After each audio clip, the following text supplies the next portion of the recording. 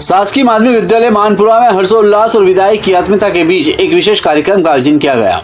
यह कार्यक्रम शिक्षक श्री नागूलाल जी मालवीय की सेवानिवृत्त विदाई समारोह और छात्र छात्राओं के लिए साइकिल वितरण योजना के उपलक्ष्य में रखा गया था। कार्यक्रम के मुख्य अतिथि क्षेत्र के लोकप्रिय विधायक श्री हरदीप सिंह डंग रहे। उन्होंने दीप प्रज्वलित कर कार्यक्रम की शुरुआत की।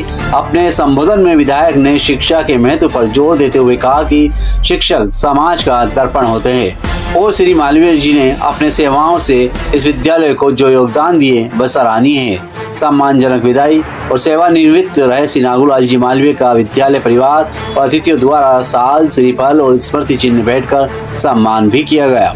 उपस्थित जनसमूह ने उनके उज्जवल भविष्य और उत्तम स्वास्थ्य की कामना की। शासन की योजनाओं के अंतर्गत विद्यालय के पात्र छात्र छात्राओं को विधायक के हाथों साइकिल वितरण प्रदान की गई। साइकिल पाकर विद्यार्थियों के चेहरे खिल उठे। विधायक जी ने बच्चों को प्रोत्साहित करते हुए कहा कि साइकिल उनकी शिक्षा की राह को और आसान बनाएगी। कार्यक्रम में स्थानीय जनप्रतिनिधि, विद्यालय का समस्त स्टाफ, अभिभावक और बड़ी संख्या में ग्रामीण जन उपस्थित थे। विद्यालय के बच्चों ने विदाई देकर मालवीय जी के प्रति अपना स्नेह व्यक्त किया।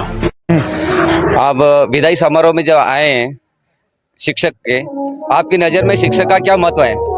देखो, गुरु की परिभाषा भारत के व्यक्ति और हिंदुस्तान की व्यक्ति अच्छी तरह जानते हैं। कहते हैं ना, गुरु गोविंद दो खड़े काके लागू पाओ।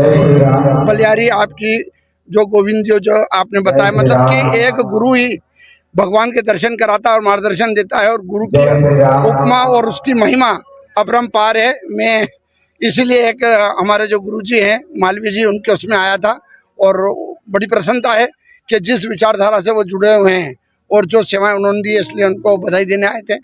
और हमारी बच्चियां जो वहाँ पर साइकिल, जो भारतीय जनता पार्टी की सरकार में जो योजना एक बच्चों के लिए दी है, उसका भी वितरण था। और आज गुरुदेव का यहाँ मानपुरा में एक कथा का भी थे, और वो भी सबसे बड़ी बात है कि ये कथा भी हमारी बहनें करा रही है, तो इसलिए इनको भी बधाई देने आए थे और इसके साथ आपके भी दर्शन हो गए। धन्यवाद। चयन करना बहुत मुश्किल है, क्योंकि जहाँ मैं रहा, झांगरिया रहा शुरुआत में, वहाँ का भी मेरे लिए स्वर्ण रहा। फिर कल्याणपुरा आया तो कल्याणपुरा में भी मेरा कार्यकाल बहुत बढ़िया रहा।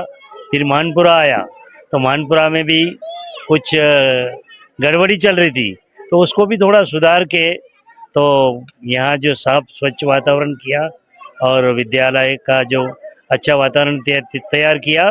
उसके बाद पदी दायित्वों के साथ साथ मुझे विकासखंड शिक्षा अधिकारी जो दायित्व मिला, तो निरंतर 10 वर्ष से मैं कर रहा था, तो उसमें समाज, जनप्रतिनिधि, अधिकारियों, पत्रकारों और समाज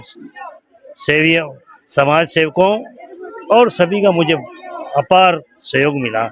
उसी से मैं सेवा से आप निवृत्त हो रहे हैं, तो इसको आप अपने शब्दों में किस तरह बयां करेंगे?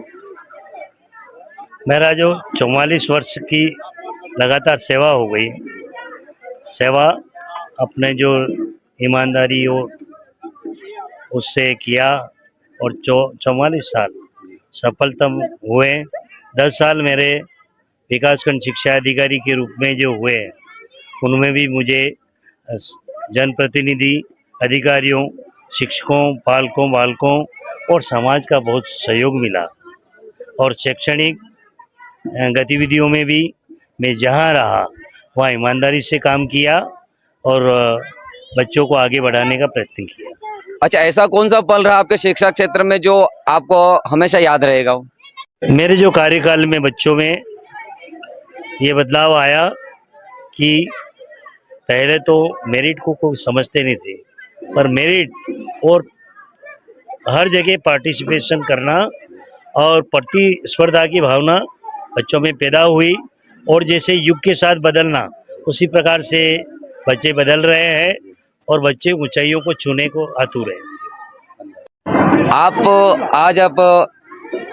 जो रिटायरमेंट हो रहे हो, तो आप अपने साथी शिक्षकगण को और बच्चों को क्या संदेश देना चाहते हैं?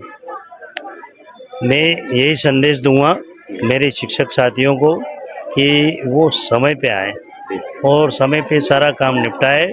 और दूर अंचल से बच्चे कुछ मांगते हैं जो ले, और बच्चों से भी ये कहता हूँ कि उनकी अपने उपस्थिति निरंतर बढ़ाए, उपस्थिति हमेशा उपस्थित रहने का प्रयास करें, क्योंकि अनुपस्थित रहता है, एक दिन बीच में गैप हो गई तो उसमें क्या है, निरंतरता नहीं बनी रहती।